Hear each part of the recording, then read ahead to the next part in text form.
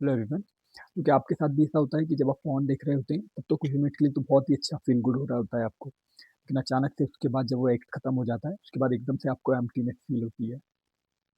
अगर ऐसा है, तो मैं आपको उसका कारण बताता हूँ। असल में होता क्या है कि जब हम इस तरह की कोई चीज़ देखते हैं, किसी भी एक्टिविटी में इंडल्ज होते हैं, तो हमारा जो डोपामाइन है वो एकदम से स्पाइक हो जाता है, बहुत ही उसका लेवल बढ़ जाता है। लेकिन वो एक्ट खत्म होने के बाद उतनी तेज़ी के साथ उसका लेवल एकदम डाउन हो जाता है, यानी इमीडिएटली क्रैश हो जाता है। इसको डोपामाइन क्रैशिंग बोलते हैं। और इस क्रैशिंग के कारण फिर क्या होता है, एक गिल्ट की भावना आ जाती है मन में, मूड जो है एकदम ही लो सा हो जाता है, एकदम खालीपन सा लगता है। कई बार रिग्रेट की भावना आ जाती है मन में। ये सारे भाव ये लेके आता है, थकान सी भी लगती है।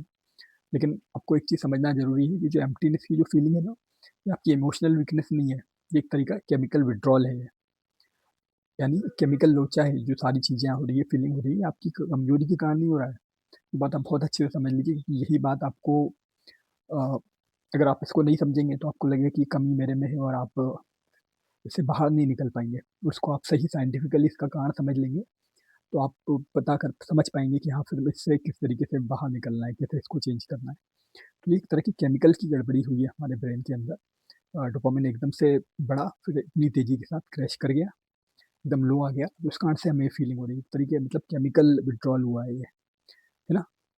और लेकिन इसके बाद फिर क्या हमारा ब्रेन क्या करता है, अब क्योंकि उसे तो इस तरह की एम्प्टीनेस पसंद नहीं होती है, जो नेगेटिविटी आई है, तो वो फिर से हमें कोशिश करेगा, फिर से हमें उस हिट को पाने की कोशिश करवाएगा। फिर से ये चाल चलेगा कि हम एक बार और वो एक्ट कर लें दोबारा से, जिससे फिर से मज़ा आ जाए, लेकिन उसके बाद फिर खालीपन फ़ील होगा।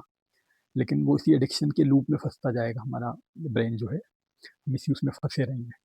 ना तो ये बात हमें समझना बहुत ज़रूरी है, लेकिन हाँ, एक आशा की किरण मैं आपको बताता हूँ, वो ये है कि ये जो डोपामाइन है, अगर हम इसको स्टेबलाइज़ कर दें, अभी जो एकदम तेज़ी से हाई हो रहा है, तेज़ी से लो हो रहा है, इस चीज़ को हम बदल दें और ऐसे काम करने लगे, इससे स्टेबलाइज़ हो जाए।